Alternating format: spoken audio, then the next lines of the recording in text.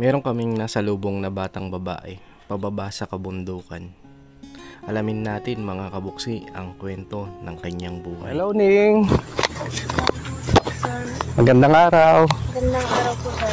Ano yung dala mo? Luya po. Saan galing yung luya? Sa bundok po. Anong gagawin mo dyan sa luya?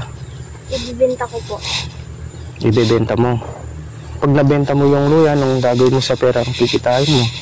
Itang bibili ko po ng notebook, ng ballpen para sa school po. Para makadagdag sa pang ano mo sa school. Opo. Anong trabaho ng nanay tatay mo? Nag-uuling po. O si nanay mo nung pinagkakabala niya? Nag-uuling din. Pare sila nag-uuling. Opo. Anong pangalan mo? Kaya chill po. Tia Chel. Opo. Ilang taon ka na? 12 years old po. Anong grade ka na ngayon? Mag-grade 7 po ako sa pasukan. Nag-grade 7. Anong pangarap mo sa buhay?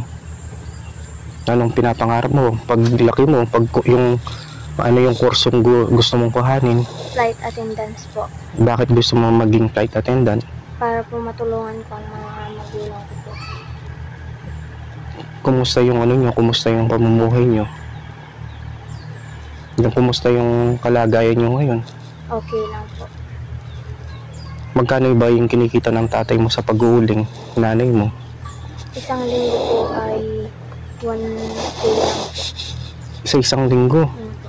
Balik ginagawa ng tatay mo, iniipon pa lang yung uling. Tapos alam ko sinusunog yung, di ba? Yun po. Tapos ilalagay sa sako.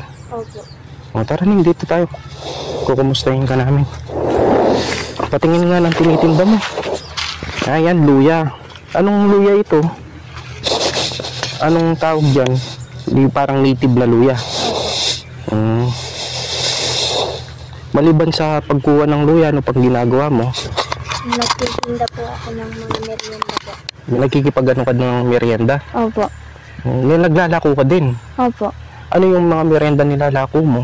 Mga turon, pansit, ganun po. Magkano yung binibigay sa'yo pag naibebenta mo yun? Magkano yung porsyento mo? Nasa 20 lang po, 50, ganun po. Yun. Yung ano, pag nabenta mo yung turon, Opo. 20 pesos, 50 lang. Opo. Tapos pag kumita ka ng 50 or 20, anong gagawin mo dun sa kinita mo? Iniipon ko po para pangbili ko po ng gamit. Habang bakasyon, busy ka sa paglalako, no? Opo. Puka muna para hindi ka mahirapan. Kailan yung pasukan nyo? 29 po. Sa July 29. Opo. Mayroon ka ng school supply, mga notebook, ballpen. Wala pa po akong mga notebook. Nag-ano ka pa lang, nag-iipon. Opo. Para pangbili po. Ibigas kayo sa bahay. Kunti lang po yung bigas namin. Mga ilan bigas nyo pa sa bahay ngayon? Nasa 2 kilo na lang po. 2 kilo. Opo. May bibigay kaming tulong sa'yo, no? Opo. Ito bigay ni Madam Connie. Opo. At ako pala si Kuya Buksi mo. Opo. At sakto yung nadaanan ka namin na meron kang daladalang luya. At sandali, kukunin lang namin, no? Opo. Para ibigay sa'yo. Po kami na bata. Dito po pababa siya ng kabundukan na si Tia Chel. Bali, nag-aaral po siya. Yung dala niyang luya galing sa kabundukan, ang ginagawa niya po, kumukuha po siya ng luya para maibenta. Maliban sa pagkuha ng luya, nasabi mo nagtitinda ka din ng mga kakanin para ihilako. Bakit ganun na lang yung pagpupursigi mo na magtinda, kumuha ng luya? Kasi po wala po kaming makukuhanan po ng pera. Kaya po nagtitinda po ako ng luya, nakikipagtinda po ako ng pagkain. Ganun na lang po. Kaya po naisipan ko ng ganun. Na tulungan yung magulang mo. Opo. Ano ito yung ginagawa mo?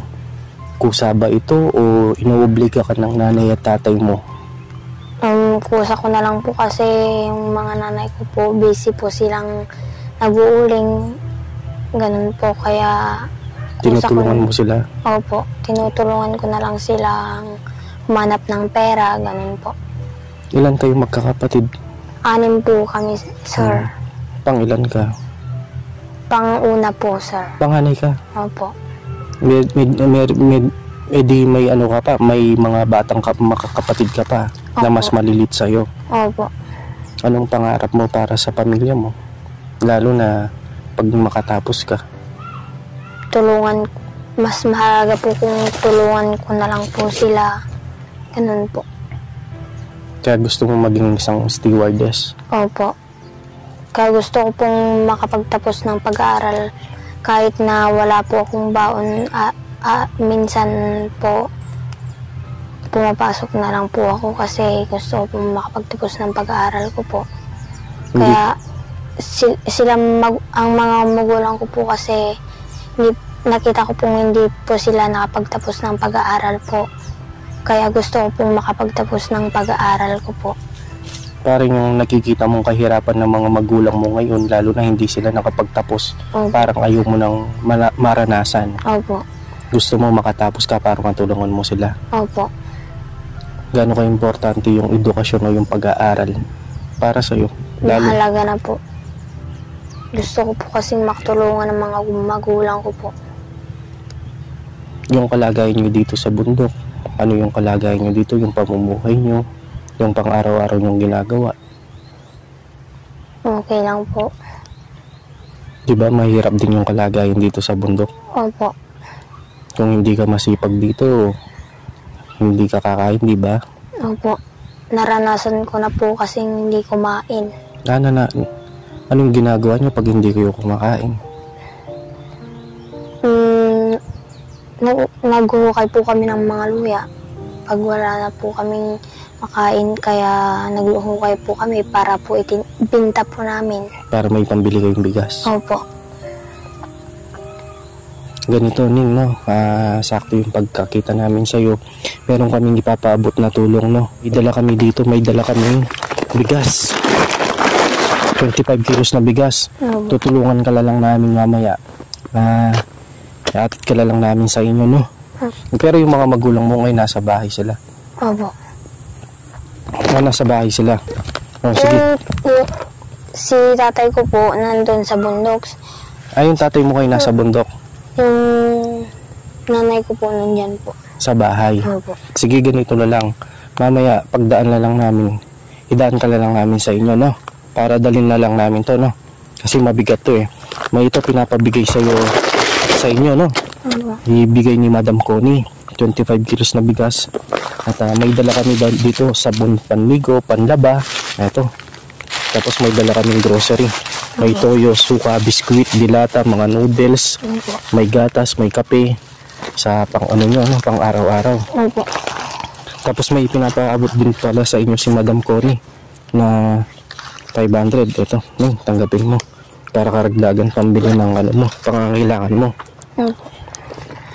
Maraming salamat po sa mga naitulong yung, lalo na po sa bagas na ito po. Bigas? Opo. Gaano ka-importante sa inyo yung bigas? Mahalaga po dahil gusto po namin makapagkain araw-araw. Ilang beses kayo nakakakain sa isang araw? Minsan 2 na lang po. Kasi hindi na po kami kumakain ng umaga minsan, kuya. Bali 2 beses na lang. Opo. Tapos sabi mo sa akin, minsan wala talagang kain. Opo. Ito, no, pinagkakalob ni Madam Connie, no, 25 kilos na bigas, grocery, sabon, panligo, panlaba, tsaka yung 500, no. At pagbutihin mo sa pag-aaral mo, no. Opo. Pag sumikapan mo at malay mo marami pang blessing may paabot sa iyo, lalo na sa mga nakakapanood, baka may makakita, may makatulong sa iyo, lalo na sa pag-aaral mo.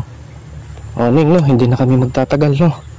Atid ka lang namin sa inyo, dadali na lang namin ito, no. Opo. Para kahit papano yung pang-araw-araw yung pambili ng bigas at meron kayong pangkain sa pang-araw-araw. Sabihin mo lang kay mama at papa mo, ito pinagkaloob ni Madam Connie, no. Opo. Ito po mga kabuksi, napaabutan na naman po natin ng tulong itong bata na napakasipag at nagpupursigi lalo na sa kanyang pag-aaral. sana marami pa pong blessing dumating po para sa batang ito. O nang, no? O, tara na.